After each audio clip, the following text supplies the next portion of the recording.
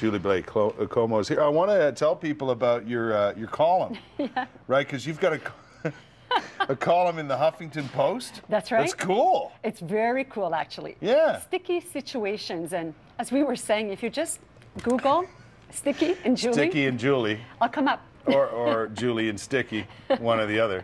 Yeah. You'll pop up there. That's cool. So what are you obviously writing about etiquette and so on? Yeah. Right?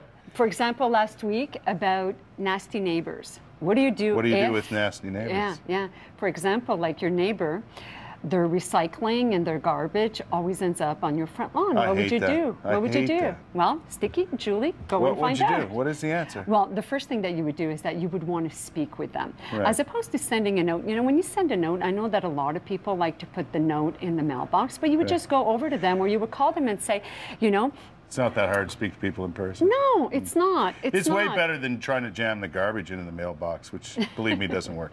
But anyway, so you've got to call them every week? Every couple of weeks, I try and put it in. That's awesome. Yeah, and also a lot of work situations, because those can be very sticky. No kidding.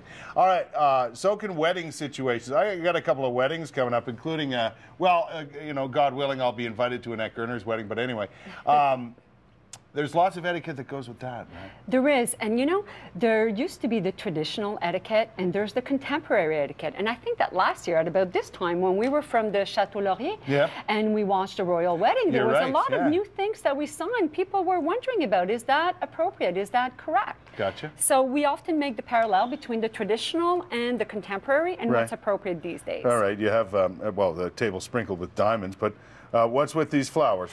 Well, let's talk a little bit about the attendance at our wedding. Once upon a time, like the ladies would pick like some other ladies to be in her wedding party, and the gentlemen. The groom would pick some gentlemen. Well, these days, there's no such thing. Like, there are no rules. So if I wanted to, let's say you and I were best of friends, so you could be my honor attendant, is what you would be called in my wedding party.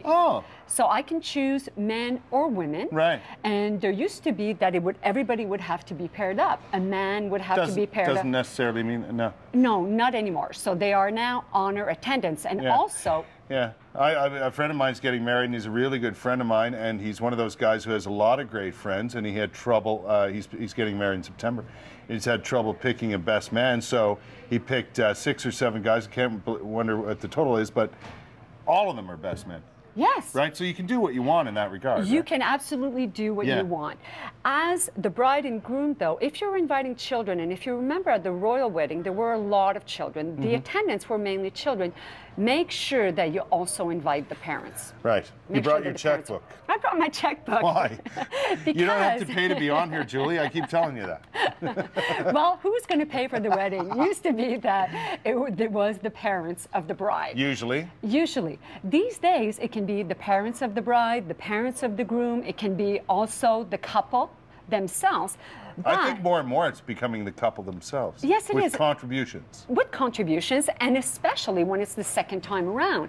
But what's very important to do is that you have to respect the budget of the person that's contributing. Gotcha. So let's say that our son was getting married, and we're contributing, I don't know, like we're contributing to the flowers. Yeah. So the discussion with our son and his future bride-to-be, we would be saying, well, the amount that we want to put in is X amount. So to respect that. Make sure that you have the open conversations about budget before. We have a minute to go, so give me some quick ones. What's with the hat? The hat has to do with, you know, the ladies, they can wear a hat, and they can keep the hat when they're going indoors. The gentlemen, of course, there would never be a hat indoors. No. And this also goes for all the time. The men can wear a hat indoors at a sporting event.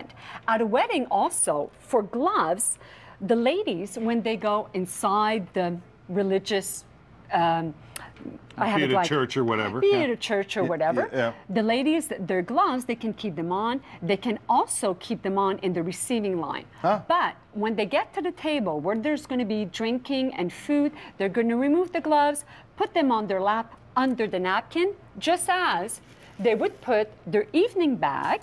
The evening bag is going to go on the lap, under the napkin, or behind the back. Oh, yeah? Not on the table, and you wouldn't Not want to. beside the table, not beside your chair.